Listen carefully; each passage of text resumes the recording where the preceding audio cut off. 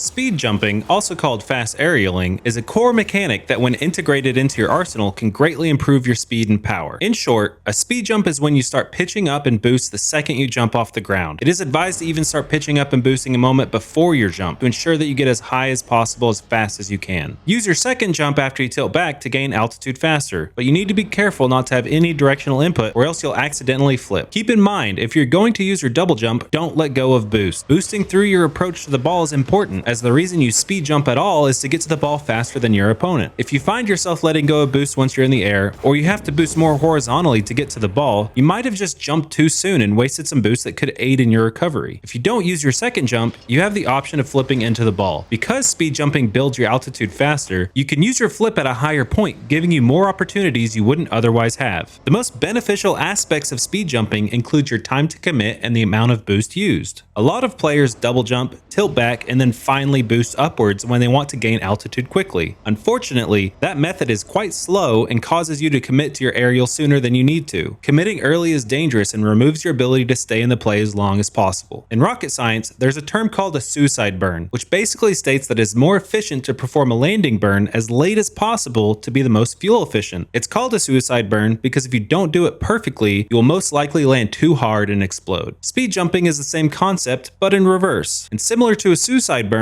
you don't have much room for error, so practice and precision is key. When not speed jumping, your approach to the ball is at a lower angle and you have more time to adjust your path. It uses extra boost while giving the opponent more time to react. If you speed jump instead, you need to approach the ball at a different angle. It can be difficult to retrain your brain when to commit. If you find yourself undershooting the ball, try to slow down your speed on the ground before you take off. Remember, the point is to hit the ball as fast as possible when it's high in the air, so gaining vertical momentum is what we are focused on. Practice boosting and tilting up before your jump, holding your first jump for a full fifth of a second to maximize its power. Double jump after you tilt back at around 80 degrees. Do this repeatedly and make it your default aerial method. Once you feel like you can speed jump the same way every time, focus more on your approach to the ball. You need to vary the ground speed of your approach and your timing on your initial jump in order to find the sweet spot. I suggest making speed jumping your default aerial mechanic. Having any variance in your aerial takeoff will make it more difficult to be consistent. If you can integrate speed jumping into your core gameplay, you'll see an immediate improvement in beating opponents to the ball and your boost management. That pretty much covers speed jumping or fast aerialing. This tutorial is part of my Rocket League Bootcamp series, and if you haven't been following along with that series, I encourage you to check it out. The playlist is in the description and each tutorial corresponds to a different week. Lastly, I'm once again asking for your support. If you gained anything from this video, any interaction helps a lot. I'm committed to this series and every like and comment keeps me motivated. And if you want to be more involved, join the community. A Discord link is in the description below that can help you stay updated with the series. Keep practicing and happy grinding.